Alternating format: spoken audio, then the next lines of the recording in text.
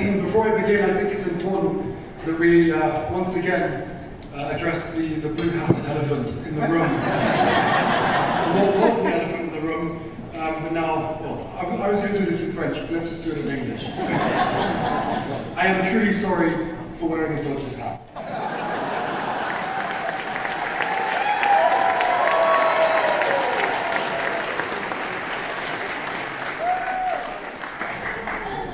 No excuses, but there were 2 reasons for wearing it.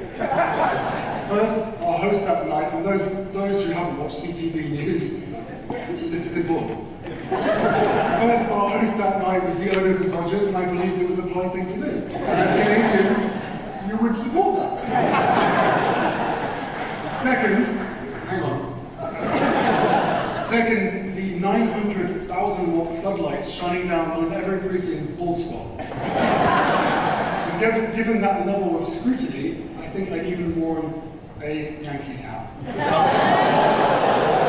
Okay, maybe not a Yankees hat, but you get the dilemma, right? As for my wife, well, she lived in Toronto for years and has deep affection for this city. So much so that many people around the world still believe that she is, in fact, Canadian. So I think hopefully you can forgive her, as a native Californian, for her Dodgers loyalty, even if just for one evening. But truthfully, and jokes aside, this city will always mean a great deal to me. You provided me a wife.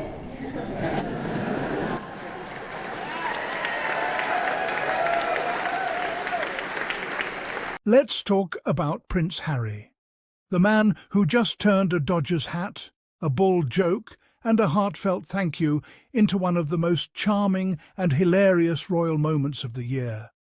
And honestly, it's about time people saw the Harry that the tabloids desperately try to bury. Confident, funny, real, and radiating joy, like he's finally free. At a recent event honouring Canada's military, Harry had the entire room howling with laughter.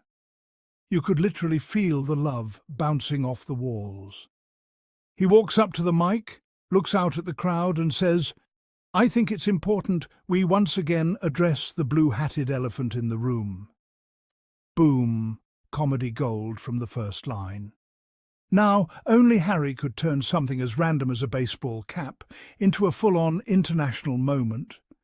He goes on to explain he wore a Dodgers hat because the host owned the team, and also because, let's be real, those floodlights were shining right down on what he hilariously called his ever-increasing bald spot.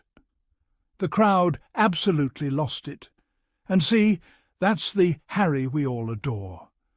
A man so at ease with himself that he can laugh at the same things the media has spent years mocking him for. You know, it's funny. The British tabloids think they can use his hairline as an insult. But Harry? He's over here turning it into a punchline that wins over the entire country. That's power. When you can own the joke, no one can use it against you. You could feel the difference in that moment. Harry wasn't performing royalty. He was performing humanity. He wasn't there to impress anyone. He was just being himself. Real, funny, humble, grateful. And that's exactly why people connect to him. And then came that beautiful, heartfelt transition, when he started talking about Meghan Sussex. You could literally hear the warmth in his voice when he said, "This city will always mean a great deal to me. You provided me a wife." The crowd went wild. The cheers, the applause, the energy, pure love. And honestly, that line was more than just a joke. It was gratitude. Toronto, after all, is where their love story blossomed. It's where Harry and Meghan Sussex first got to be themselves. No palace pressure, no royal eyes watching, no tabloids waiting in the bushes. Just 2 people falling in love quietly, naturally, beautifully. So when he thanked the city for giving him his wife, that was him coming full circle. And you already know what happened next. While Canadians were cheering and laughing, somewhere in a gloomy London newsroom, the British tabloids were probably combusting. You can almost picture it, a Daily Mail editor clutching pearls, shouting, "He mentioned Meghan again!" The horror, the scandal. Because apparently, in their twisted world, a husband loving his wife is controversial. It's honestly hilarious how desperate the UK press gets whenever Harry is happy.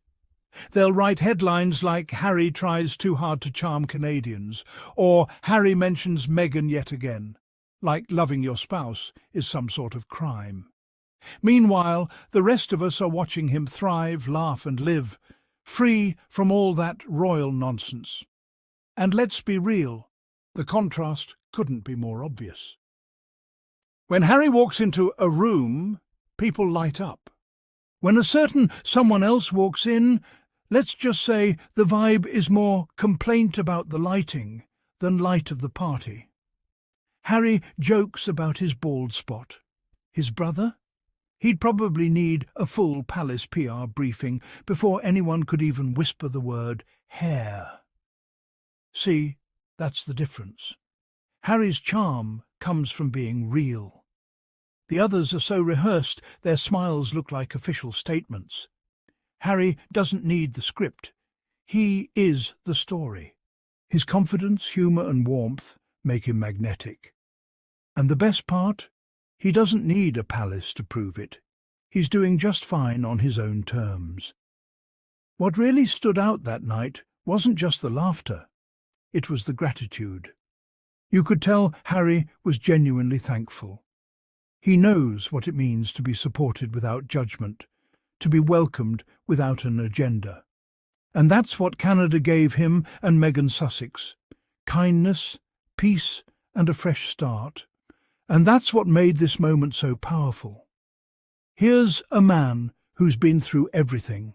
Betrayal, public smears, endless tabloid lies. Yet there he is, laughing about a baseball cap, joking about his bald spot, and beaming with pride as he talks about his wife. That's not a broken man. That's a man who's healed. That joke about the floodlights wasn't just funny. It was symbolic. For years Harry lived under the harsh glare of royal scrutiny. Now he's under the same lights, but this time it's on his terms. He's not being watched. He's being celebrated. And that, my friends, is poetic justice. Harry didn't need to throw shade at the palace. His happiness is shade enough. Every laugh, every smile, every round of applause from that crowd said the same thing. He's winning. Not with a crown, not with power, but with peace. And that's what real success looks like. When he said, "You provided me a wife," it was more than a thank you. It was a love letter to the life he's built. To Meghan Sussex, to freedom, to joy, the kind of joy you can't fake, the kind the haters will never understand because they're too busy counting royal jewels instead of moments that actually matter. So let's give it up for Prince Harry, the man who's showing the world that laughter, love and authenticity will always outshine bitterness, envy and outdated royal rules.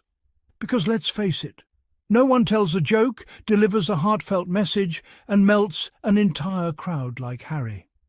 He's living proof that you can walk away from the institution and still walk taller than ever before.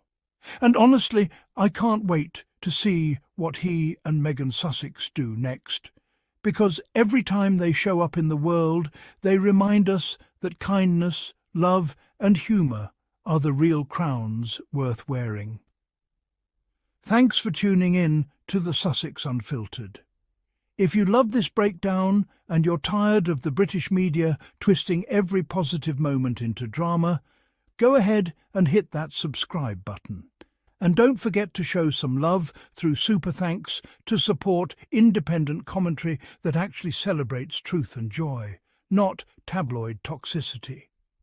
Until next time, keep your hearts open, your laughter loud, and remember, The Sussexes will always outshine the shade.